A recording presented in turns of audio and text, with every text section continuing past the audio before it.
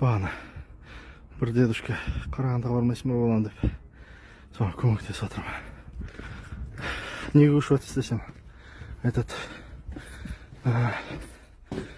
балалар қарттар үйіне жіберіп жатыр деп. Масқара, иә? Дайын тамақ, дайын киім, бар бәрі. Ойбой, бәрі менің жолымды оқын, бәрі юрист, бәрі үлкен неге қызметте. Үлкен ұлым Қарағанды облысында үлкен тергеуші.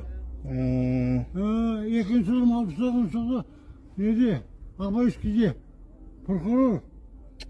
Үшінші ұлым Алматыда еңбек. Ата неше балаңыз бар өзі? Неше балаңыз бар?